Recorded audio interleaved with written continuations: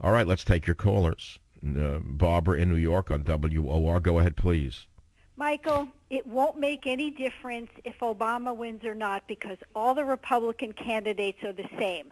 And you know, the only candidate, the deranged Ron Paul, is the only one who has spoken out against not only NDAA, but against SOPA, Stop Online Piracy Act. He spoke out against the Patriot Act years ago.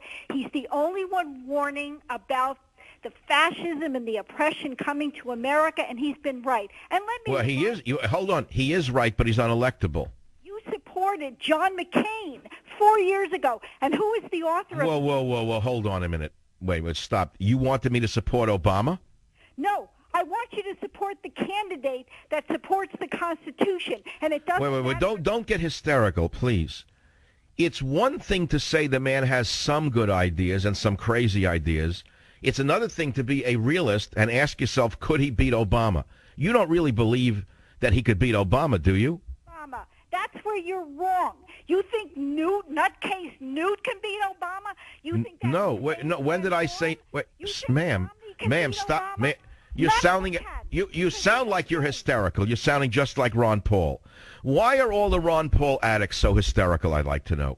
Because they care about this country and they're tired... You mean only you care about the country? I don't care about the country. You care more than I do. You don't. But let me just say this.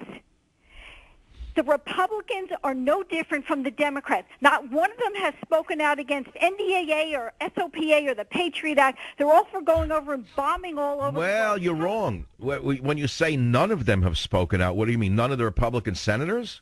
None of the Republican candidates have spoken out against NDAA except for Ron Paul. Okay, on this point, you are correct, but that still does not make the crackpot electable. He's not a crackpot, Michael. He's been saying things that you agree with, but really? Somehow... He's been saying things I agree... You mean I agree that Israel should be annihilated and disappeared off the planet like he does? Say that, Michael, and you know, come on, you're smarter than most of the people who listen to your show. What do you mean? You want me to play the soundbite? I will be happy to play the soundbite of Ron Paul basically calling for Israel's non-existence. No, he's not. And he's the only one. Let me remind you, in 1980 or 81, when Israel bombed the nuclear power plant in Iran, you know, the only one who supported Israel was Ron Paul, because Ron Paul believes that Israel should take care of herself. She should have the right to defend herself without any kind of overseer by the United States. That's all well and good, but where's Israel supposed to get its arms from, since all of its weaponry is American?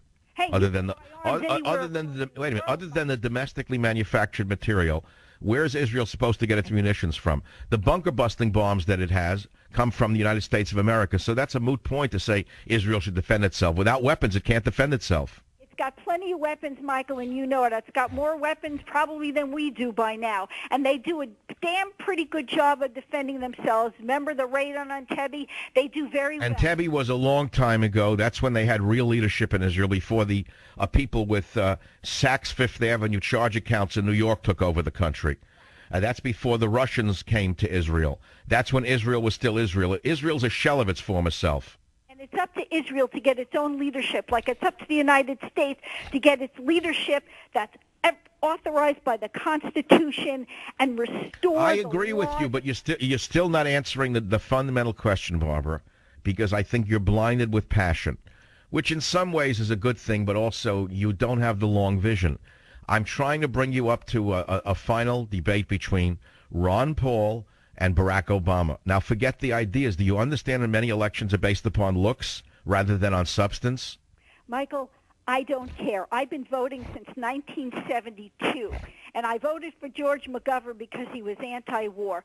So it's not like I'm naive, and I just was born So you're yesterday. confirming what I suspect, that most people who support Ron Paul are dyed-in-the-wool liberals. I'm not a liberal, Michael. Well, what would you say? What would you say McGovern was? I'm an American who believes... Well, now you're parsing words. Most supporters of Ron Paul are diehard liberals, only they confuse themselves into thinking that they're libertarians. Not true, Michael. And if you want to find... Are you by any chance a Unitarian religious-wise? No, I'm Jewish, Michael. I'm Jewish. No, the reason I ask is because many libertarians are simply liberals who are Unitarian, and they don't even understand that. I'm Jewish, and I'm a constitutionalist, and I believe in this country. Look, I respect your opinion. I respect your right to have an opinion on Ron Paul. He's unelectable, though, because I understand the American public probably as well, if not better than most. I'm telling you, you put this crackpot on the stage and Obama on the other side of the stage. It's a landslide for Obama.